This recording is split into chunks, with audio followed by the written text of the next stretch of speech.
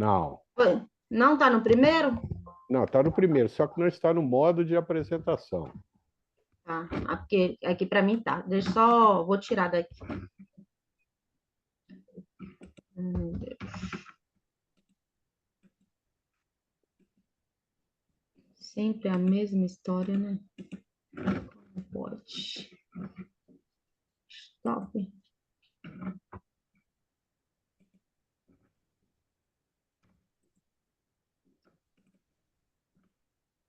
Vê se foi. Cliquei em outro local. Não, não foi não, mas tá bom. Vamos desse jeito mesmo. Pode Mas começar. foi para pro maior? Não, tá com os slides ainda, tá com uma coluna vertical à esquerda, mas tá bom. Vamos lá. Mas deixa eu só tentar outro, porque eu já tentei dois. Vamos ver se dá. Foi? Ah, agora sim. Vamos lá, Maria Luísa. Seja bem-vinda. Hoje não tem jeito, né? O paciente tem uma expectativa alta, o paciente, a gente precisa explicar até quando a gente está contraindicando algo para ele. Sérgio, para desligar o Né? microfone Então, os casos dele, são por muito de idade. favor. Obrigada, Renato. Obrigada, Eli. Tem alguém com o Mac ligado aí. Os casos aqui para a Não, gente. é o Sérgio, eu estou tentando desligar. Pronto, já desliguei. Vamos lá. Deu? É, Voltar aqui. pode começar. Vamos lá. Tá passando? Tá assim. Volta para o primeiro. Aí, pronto. Vamos lá, então, Maria Luísa. Pode começar. Gente, boa noite. Meu nome é Maria Luísa, sou fellow de cirurgia refrativa e ceratocone pela Santa Casa de Belo Horizonte e fiquei responsável por dar o tema de contraindicações de cirurgias refrativas. Primeiramente, iremos separar as contraindicações em absolutas e relativas. As absolutas são aqueles pacientes que têm idade menor que 18 anos, ausência de estabilidade refrativa, algumas patologias oculares, como algumas distrofias corneanas, ceratocone, olho seco mal controlado, patologias sistêmicas, elas que envolvem doenças autoimunes ativas ou diabetes mal controlados. Você vai ver que alguns assuntos já deram aulas por alguns fellows, então a gente vai englobar todas neste tema de contraindicações das cirurgias relativas. Das cirurgias relativas, nós temos o uso de certas drogas, a amiodarona e a isotretinoína, valores extremos de ceratometrias e paquimetrias centrais médias, histórias de uveíte ou glaucomas prévios, gravidez e lactação. Em relação à idade, eu tirei essa aula do Conselho Brasileiro de Oftalmologia e de um artigo que eu vou falar no final, e esse artigo vai englobar a maioria das minhas aulas. Nesse artigo, separa idade menor que 18 anos, em que tem a contraindicação absoluta, e tem algumas exceções, ambliopia, anisometropia e o ET acomodativo. Entre 18 e 21 anos, englobou umas contraindicações relativas, e nessas contraindicações relativas a gente tem que olhar a motivação do paciente, algumas necessidades laboral, concurso público, em que a gente fala bastante durante a aula, né? Alguns pacientes precisam de uma acuidade visual 100% e com isso tem indicação de realizar cirurgia, e também temos que avaliar a saúde ocular, se tem alterações ou não. Se tem alterações no fundo de olho, de alguma doença sistêmica, a gente vai contraindicar ou até mesmo indicar. Vai depender muito. E acima de 40 anos, a gente tem que avaliar se já tem um componente da presbiopia e se tiver o componente da presbiopia, avaliar o olho dominante e realizar a báscula, se necessário. Outro fator que a gente também tem que verificar são os fatores psicológicos, que são bastante importantes para a gente contraindicar cirurgia. Humor instável, expectativas não realistas, em que a cirurgia refrativa não vai bater com o que o paciente está esperando, eu acho que a gente tem que avaliar bastante. Uma personalidade compulsiva, pacientes hipercríticos, questionadores em demasia, detalhista ao extremo e indecisos, a gente tem que avaliar. devem ser esclarecidos sobre o procedimento e, em alguns casos, contraindicar a cirurgia. Caso o comportamento do paciente também tenha sido desrespeitoso com qualquer funcionário da clínica ou tenha sido interpretados de forma errada, em que a relação médico-paciente foi cortada, eu acho também a gente tem que avaliar. E outro quesito também é o paciente recusar assinar o termo de consentimento. Também temos que pesar a mão se a gente vai indicar ou contraindicar a cirurgia. Outro item é a profissão dos hobbies, que este item vai abordar qual técnica cirúrgica que a gente vai realizar ou se a gente vai contraindicar. Por exemplo, dentistas, míopes e presbíteros, a gente tem que orientar a necessidade de óculos para perto ou contraindicar a cirurgia. Algumas profissões, surfistas, a gente vai tender a mais a escolher a técnica de LASIK. Profissionais de luta que pode mover o flap, né? A gente vai tender a escolher mais o procedimento PRK. Condições sistêmicas. Essas condições sistêmicas que já foram abordadas pelos vários fellows, então, que vai ter no YouTube, só assistir doenças autoimunes, que pode estar associado com desordens corneanas, raízes, úlceras inflamatórias e gerar melting. Associação com olho seco pode aumentar principalmente no caso da técnica de LASIK. Doença em atividade dessas doenças autoimunes, contraindicação absoluta. Doença sem atividade, a gente pode avaliar se podemos realizar a cirurgia. Então, fica como uma contraindicação relativa. Diabetes mellitus, a gente tem que avaliar porque vai englobar vários itens que podem contraindicar, ou seja, oscilações glicêmicas interferem na avaliação refracional, vai atrapalhar a cicatrização, pode gerar uma catarata de idade mais precoce e pode ter alterações no fundo de olho, até doenças vasculares que a gente conversou na aula de retinopatia, que pode contraindicar também. Medicações sistêmicas. Algumas contraindicações são relativas. O uso da miodarona, da isotretinoína. A isotretinoína, a maioria das vezes, são usadas para tratamento de acne. Então, alguns relatos na literatura falam que espera suspender a medicação por 6 meses e depois uma avaliação da cirurgia refrativa. A colchicina, sumatriptan, o implante de hormônio, também é uma contraindicação relativa. Além disso, da associação com a córnea verticillata. Sabemos que a córnea verticillata não traz muita acuidade baixa, não traz baixa acuidade visual. Além disso, a gente tem que avaliar a história familiar com a presença de glaucoma, ceratocone, retinose pigmentais familiares, merece uma investigação cuidadosa. O exame refracional, a gente tem que realizar tanto o estático quanto o dinâmico, o mais acurado possível. Sempre quando a gente vai fazer um exame refracional, até a topografia, orientar o paciente a retirada da lente de contato de 5 a 7 dias, até para não dar o efeito warpage lá da topografia. Se refração estável, contraindicar a cirurgia, e sempre lembrando lá da aula que o Reinaldo sempre aborda, né? Se o cilindro refracional está diferente que a topografia, é uma contraindicação, sim, da cirurgia refrativa. Temos que realizar o cover test para determinar forias, tropias, para a gente contraindicar ou indicar a cirurgia, determinar o olho dominante, caso de ambliopia, orientar limitações e possibilidade da descompensação do desvio.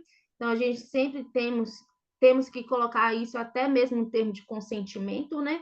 E o paciente estar bem orientado. E o paciente estiver com uma expectativa irreal da cirurgia refrativa, a gente vai contraindicar.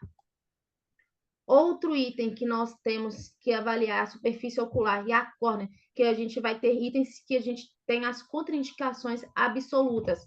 ceratocone, ectasia corneana, algumas distrofias corneanas, neovascularização corneana, edema corneano, ceratite intersticial, ceratite neurotrófica, olho seco não controlado. Contraindicações relativas é aquele ceratocone frusto, algumas distrofias corneanas também, principalmente de estromas mais profundos, que a gente vai ter as contraindicações relativas, flux absoluta, história prévia de ceratite herpética e varicelas ósseas, contraindicação relativa, porque se já teve já teve a infecções herpéticas muito no passado, já tem muito tempo que não ativou, a gente pode sim indicar a cirurgia refrativa. A gente entra com uma ciclovir profilática e mantém um período aí de 2 semanas, de acordo com algumas literaturas. Em casos de pterígio, considera exérese prévia ou até mesmo contraindicar por causa desse pterígio sobre a córnea. Na câmara anterior, no cristalino, sempre quando tiver reação de câmara ou flare, que é um sinal de uma uveíte ativa, a gente tem que contraindicar. Alterações irinianas e pupilares, tem alguns casos que são contraindicações absolutas ou relativas. A gente tem que avaliar se tem a presença de colobomas irinianos, alterações do reflexo fotomotor, atrofia irinianas e diâmetro pupilar elevado. Opacidade cristaliniana pode ser um critério de progressão da miopia, aí a gente pode avaliar facoemulsificação com implante de lírio. Em relação ao fundo de olho e mapeamento da retina, como tem suspeita de glaucoma, a gente tem que fazer a propedêutica específica com glaucomatólogo, lembrando naqueles casos que dei essa aula, a maioria das pessoas que fazem cirurgia refrativa tem aquele grau alto da automiopia, então nos atrapalha bastante o exame, né, do fundo do olho, do nervo óptico do automíope com o glaucomatólogo, então a gente tem que entrar em contato e trabalhar junto com o glaucomatólogo. Doenças vasculares e degenerativas é uma contraindicação da cirurgia refrativa. As doenças degenerativas periféricas não são absolutas. Degenerações periféricas da retina, tratar antes e indicar a cirurgia. Exames complementares, temos que realizar com angiofluor e o OCT, e caso tenha alguma alterações nestes exames, a gente tem que contraindicar. Em relação à ceratometria, aquelas córneas mais planas, mais oblaras, menores que 39 dioptrias, tem um risco maior para free cap com o microcerátomo, então a gente tem que ter uma atenção principalmente nos olhos míopes, porque a gente vai tornar mais plana ainda, que é um fator de contraindicação. E córneas muito curvas, aquelas acima de 47,5, a gente tem que tomar cuidado com o risco aumentado de buttonhole, principalmente com microcerátomo. E ter atenção nos casos de hipermétrope, né? Paquimetria, uma contraindicação absoluta, aquelas córneas que têm espessura insuficiente para realizar a ablação desejada, os limites de ablação máxima, estroma residual ou paquimetria pré-operatória mínima não estão definidos de acordo com esse artigo que eu peguei. Foi recomendado nesse artigo um limite de paquimetria pré-operatória de 470 micra e uma espessura de estroma residual superior a 300 micra, não excedendo uma ablação de mais de 20% de espessura da córnea central, para deixar um leito estromal residual mais de 60% ou menor que 40% do percentual de estroma alterado. Quando a gente tem alterações na topografia, a gente lança a mão do Pentacam, a gente tem esses valores de referência em que a gente sempre aborda em aula, e alguns desses valores alterados a gente vai contraindicar. Então, uma esfericidade aproximadamente 0,23, uma elevação posterior menor que 14 e o HD menor 0,016, PPI 1,18. O KISA e o arte máximo, eu tentei colocar mais ou menos o que a gente usa em aula. O ITER não deve chegar até 1 e o BED-D menor que 1,23.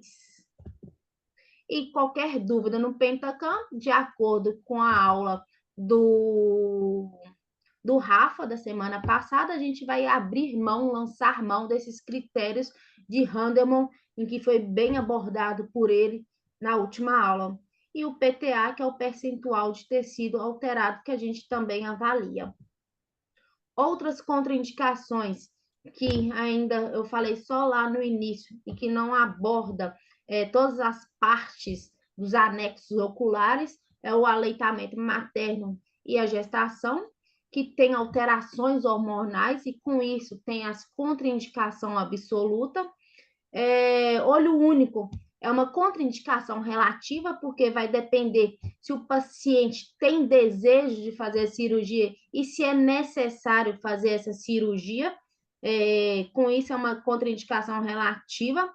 Portadores de marca-passo e desfibriladores ainda não sabem o efeito desses efeitos eletromagnéticos do laser, então a gente fica como contraindicação relativa. As minhas referências principais é o CBO da cirurgia refrativa e esse artigo aí, que é bem recente, 2023, se eu não me engano, que é o UpToDate, onde avalia as contraindicações do laser, da cirurgia refrativa. Eu posso até mandar depois para vocês no WhatsApp.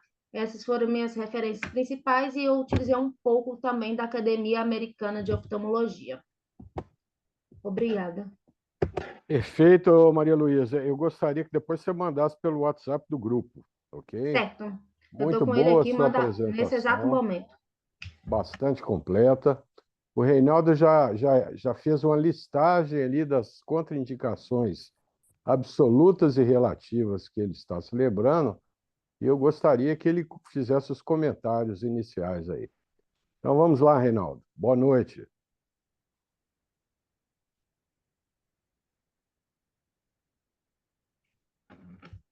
A gente não está te escutando, Reinaldo. Seu áudio tá mudo, tá travado. Aí, agora tá bom? Agora sim. Beleza, agora sim.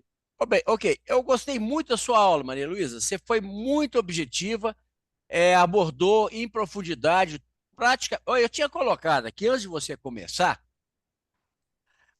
fui de cabeça, tá? Algumas contraindicações que me vieram à cabeça. E praticamente você abordou todas. Córnea plana em tratamento de miopia, cilindro interno em pacientes com astigmatismo, córneas irregulares com cilindro interno, baixa miopia em profissionais como advogado.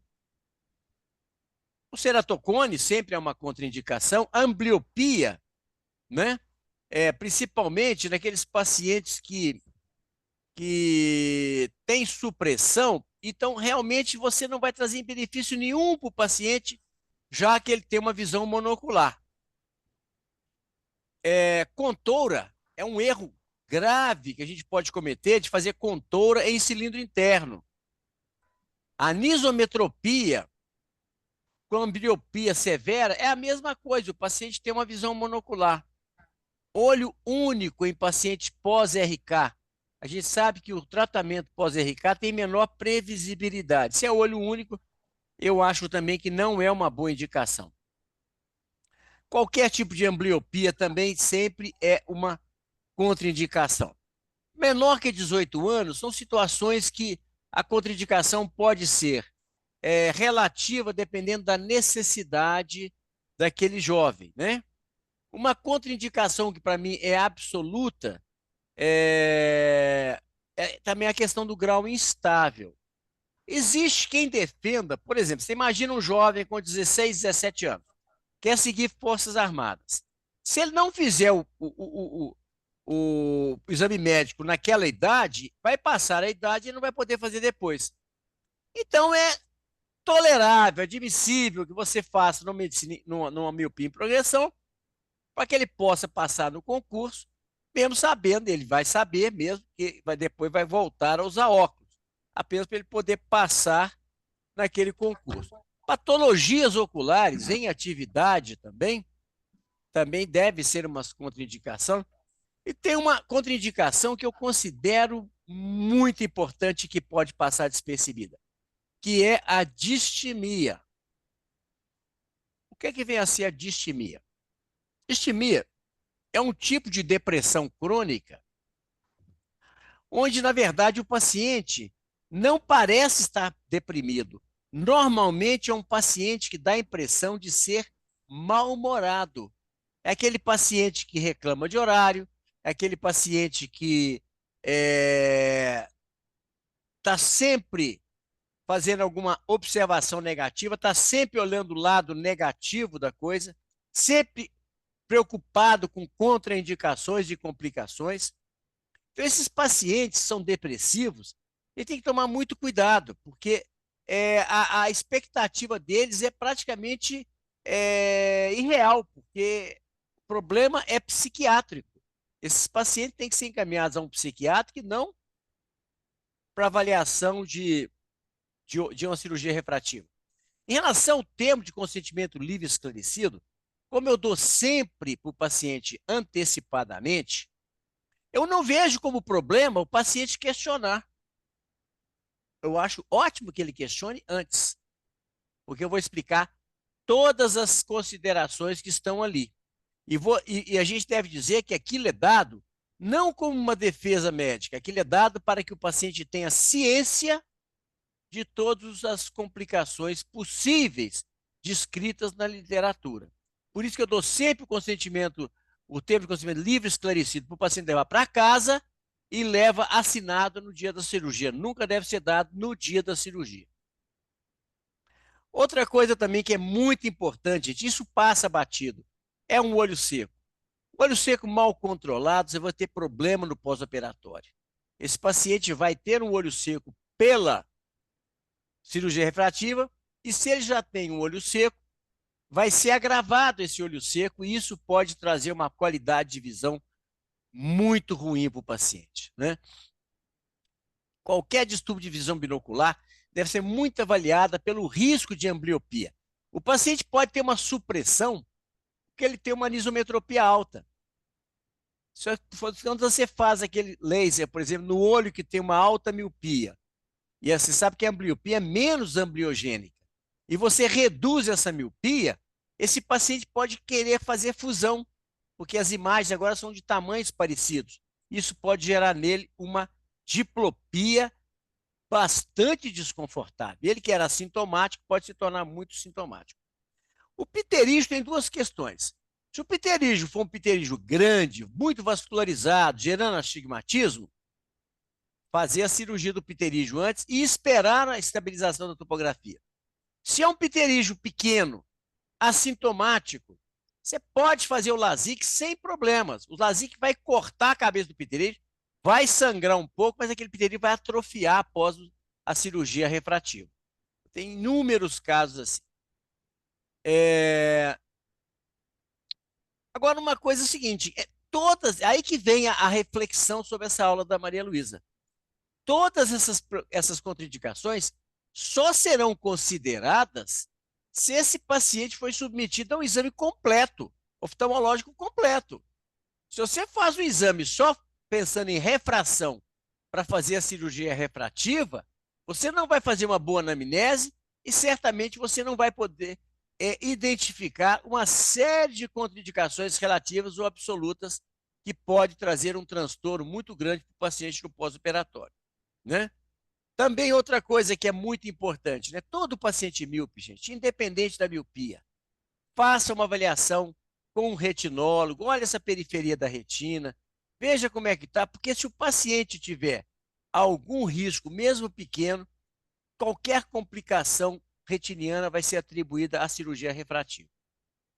Quando a Maria Luísa fala assim, que acima de 47,5 é uma contraindicação à hipermetropia, eu diria que acima de 47,5, provavelmente é uma contraindicação mesmo para miopia. Um paciente com 47,5 provavelmente já tem um ceratocone. Você tem que investigar. Ceratometrias extremas, acima de 47,2, já é um indício de ceratocone, né? Evidentemente que uma paquimetria incompatível, você pode ter aquela situação. O paciente tem, por exemplo, uma miopia muito alta no olho e uma miopia baixa no outro olho. A paquimetria não é compatível com a correção total da miopia no olho que tem muita miopia. Mas esse paciente, muitas vezes, tem dificuldade de usar óculos pela anisometropia.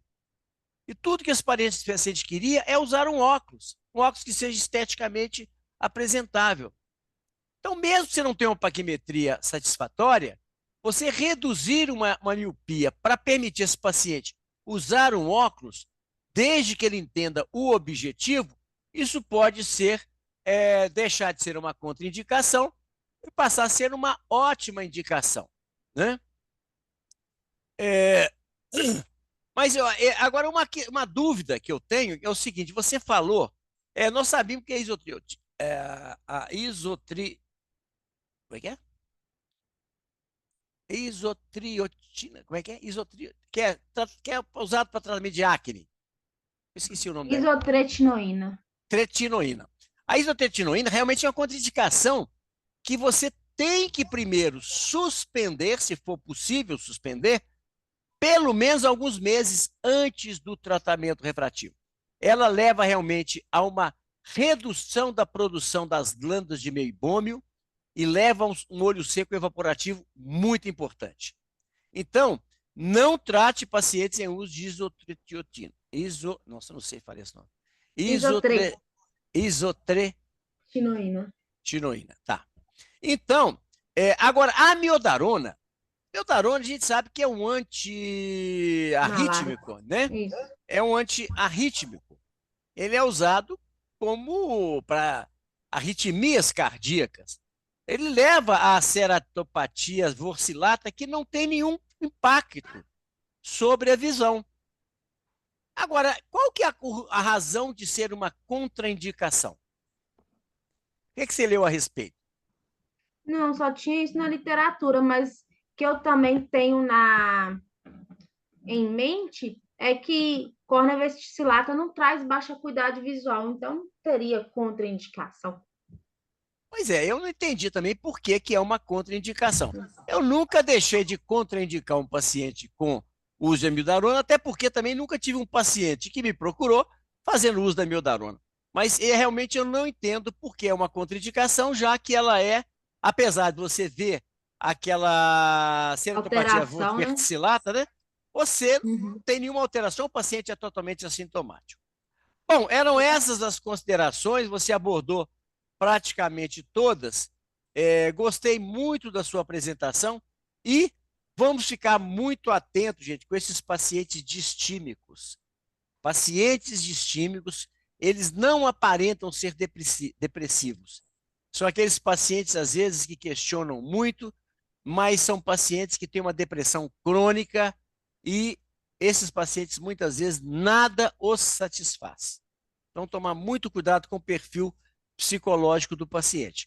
Diferentemente, quando, por exemplo, uma pessoa está depressiva porque teve uma perda, teve uma separação, aquela pessoa está querendo melhorar a sua autoestima, então ela está querendo fazer cirurgia plástica, está querendo, né, voltar a ter uma vida social. Nesse caso, essas pessoas, mesmo que esteja com um transtorno emocional por uma perda, podem ter uma boa indicação. Muito bem, eram essas as considerações e guardem bem essas orientações aí dadas pela Maria Luísa, porque foi muito completa a sua aula. Parabéns. Perfeito, Reinaldo. Vamos então convidar o doutor Rafael Oliveira para fazer as suas perguntas e os seus comentários. Por favor. Boa noite. Boa noite. De dúvida, eu acho que vai ser mais para o chefe, não sei se a Maria Luísa vai saber. Queria saber se na prática você tem algum tipo de restrição com contraceptivo hormonal, mulher que usa contraceptivo hormonal, Na aula aí, a Maria Luísa citou só o implante de levonorgestrel, né, Mari? Isso, só isso que eu Mas, achei desse questão hormonal.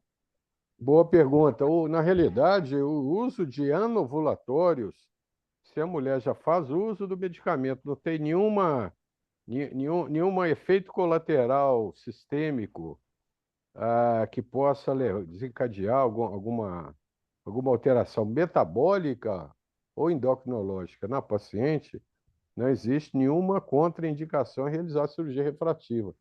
Se a gente for contraindicar o uso de anovulatório para cirurgia refrativa, praticamente todas as mulheres na sua idade fértil seriam contraindicadas a operar. Então, realmente não existe.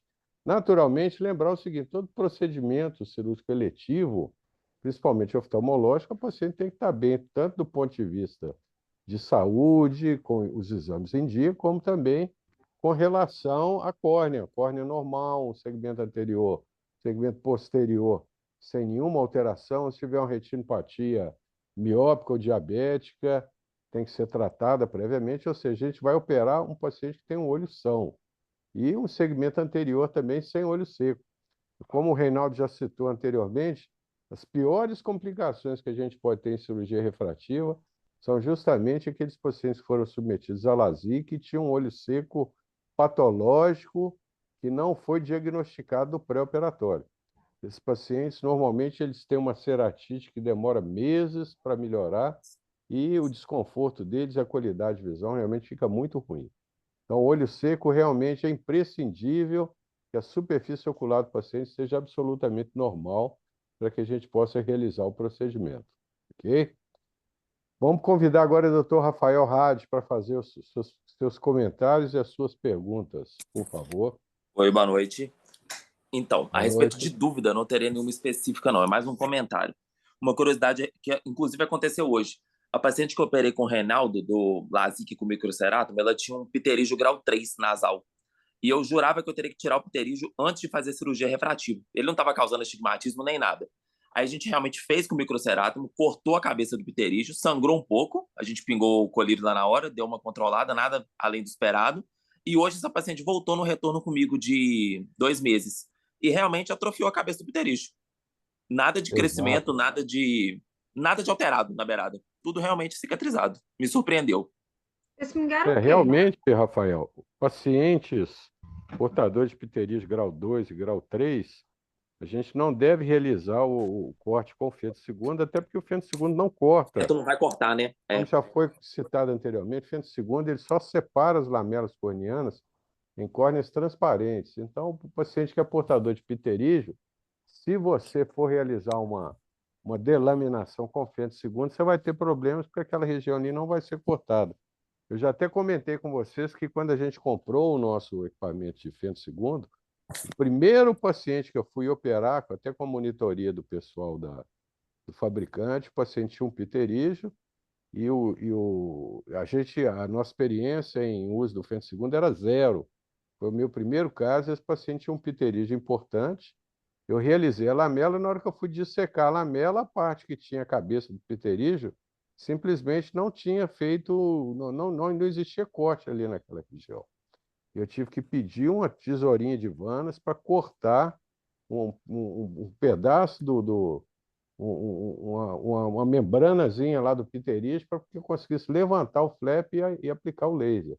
Então, realmente, paciente portador de pterígio, a melhor opção é o microcerato manual com lâmina, porque a lâmina realmente não toma conhecimento do pterígio. Ela corta, vai sangrar, como no seu caso aí, mas o resultado é muito bom e muitas vezes atrofia o pterígio e o resultado é excelente. Ok? Alguém quer comentar mais alguma coisa? Reinaldo, você quer comentar aí a respeito de pterígio? Bom, foi eu nem estava lembrando desse caso do Rafael, mas realmente pterígios menores que não estão causando alteração topográfica ou refracional, eu desconsidero e faço com microcerato, que realmente com o fento provavelmente não vai fazer a cavitação naquela área do pterígio. Então é melhor fazer com lâmina. Seria uma das situações onde eu prefiro a lâmina ao fento segundo. Agora, não, deixa o pessoal terminar, todo mundo fazer suas considerações aí. Já Vamos lá. terminou, Reinaldo. Hoje o quórum não está. O quórum hoje tá um pouco fraco. Mas pode fazer Bom, os comentários finais aí, então. bom, então é o seguinte, lembrando o seguinte, gente, existe uma máxima em cirurgia refrativa que é o seguinte: o paciente tem que ter convicção do benefício que ele vai ter. Não convença o paciente de que será bom para ele. Isso, o paciente que tem que ter essa percepção. O que você pode dizer é sobre segurança, explicar sobre as técnicas, mas o interesse em cirurgia, o problema é dele, não é nosso. Se o paciente resolve o problema dele com óculos, está resolvido. Se ele resolve com lente de contato, está resolvido. Então, nós temos que nos colocar do lado da solução do problema, e o paciente está do lado do problema. Não queiram ficar seduzindo o paciente. Ah, cirurgia simples, é rápida, não sei o quê, porque você vai estar numa situação de muita vulnerabilidade em caso de qualquer intercorrência. E por falar em intercorrência, não foi intercorrência, mas só citar para vocês um caso inusitado. Eu fiz um fentolasic num paciente há alguns meses. Um paciente já com 35, 36 anos, e eu propus a ele deixar um pouquinho de miopia em um dos olhos. Expliquei tudo para ele, um paciente diferenciado. Só que ficou 0,75 que eu tinha programado no olho, e no outro, de acordo com aquela cartela que a álcool nos oferece, né, aquela coisa ridícula, o paciente ficou com meia dioptria no olho dominante. Só que ele não estava com meia dioptria no olho dominante e 0,75. Ele estava com 2 dioptrias, que estava num baita do espasmo de acomodação. Ele voltou muito insatisfeito, eu cicloplegiei de novo e vi que ele tinha meia dioptria no olho e 0,75 no outro. Bom, então, esse paciente usou o cicloplégico e realmente caiu para essa miopia muito baixa. Mas ele ficou insistentemente reclamando. Eu falei, não, tudo bem. Vamos pegar o olho dominante e vamos tirar um pouquinho de grau e você vai ficar bem. Fiz isso, levantei o flap, tirei lá, acho que meio, 0,75 e tudo, e deixei o meio, 0,75 no olho não dominante. Esse paciente voltou hoje no consultório, que ele não consegue dirigir, porque o olho que tem o meio grau está incomodando muito, ele não consegue dirigir, porque a visão está muito ruim, o outro olho está bom, mas esse olho está muito ruim. Aí eu coloquei ele no Grins. Ele aceitou 1,5 dioptria em ambos os olhos. Ou seja, esse paciente tem um espasmo de acomodação muito grave. Então, expliquei para ele novamente que ele tinha que voltar a usar o cicloplégico, que era a melhor alternativa, embora ele quisesse firmemente que eu tirasse aquele meio grau do olho não dominante que ficou. Então, eu estou explicando isso para vocês, porque para o paciente, gente, é muito difícil entender o que é espasmo de acomodação, é entender que ele vai ser presbítero, ainda não é. Então, a gente tem que fazer o que é melhor para o paciente, mesmo que isso nos cause um grande desconforto e um grande trabalho extra. Mas estou levando esse paciente e tudo, dificilmente eu vou reoperá-lo para tirar essa meia dioptria. E vou deixar até que ele se convença de que isso é bom para ele, porque já vai fazer agora 37 anos. Mostrei para ele que quando ele põe um e-mail no Grins, a visão dele de longe, não, agora minha visão tá igual ele falou, como é que é? Minha visão agora está HD. Eu peguei e pus uma tabela de Águia para ele, e ele percebeu como é que a visão estava ruim. Eu falei, pois é, essa visão HD que você está tendo aí, com seu espasmo de acomodação, se tratado, é desse jeito que você vai enxergar para perto. É isso que você quer? Não, a visão de perto ficou muito... Aí eu tirei o Grins, ele viu como é que a visão de perto estava boa. Então a gente tem que ter paciência. Cirurgião refrativo, gente, ele lida com expectativa. Então a gente tem que ter muito muito tato, não perder a paciência, não se tornar intransigente, e porque isso só serve para desgastar a relação médico-paciente.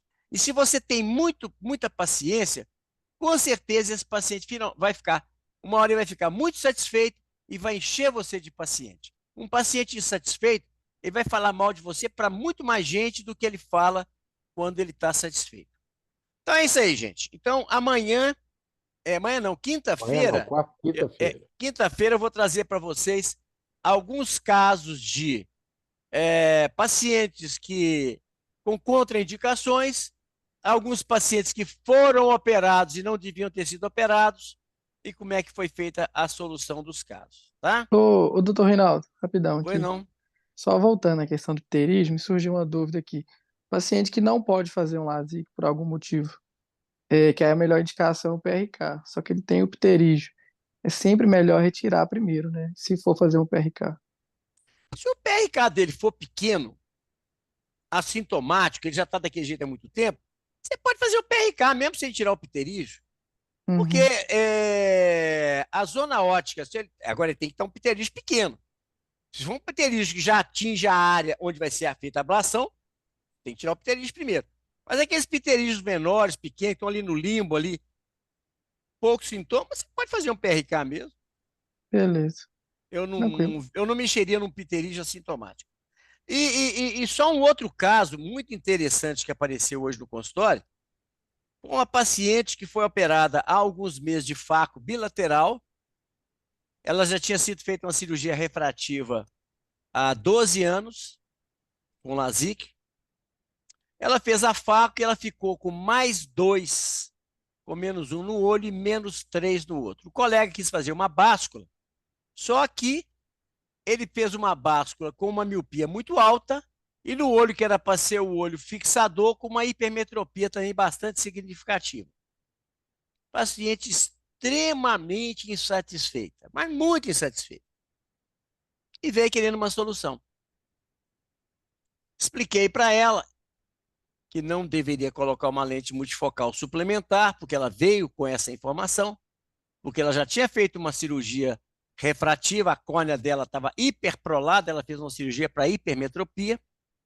Então, propus para ela, no olho não dominante, deixá-lo para perto, e no olho que é o dominante, que está com menos. Inclusive, o cirurgião inverteu a dominância. O olho dominante dela é o olho hipermétrope, é o olho míope. E ele ficou com menos 3, evidentemente, o paciente não ia adaptar de forma alguma. Então, eu inverti a dominância e programei fazer um LASIK bilateral, corrigindo a hipermetropia com uma hipercorreção de mais 1,5, e no outro olho procurando fazer uma emetropia no olho que está com menos 3. Em breve, essa paciente vai ser operada, já está marcada lá. Muito Perfeito. bem. Então, pessoal, boa noite e Falou, até gente. quinta-feira. Boa noite, Boa pessoal. noite. Boa noite. Falou, Alô, gente. boa Boa noite. noite.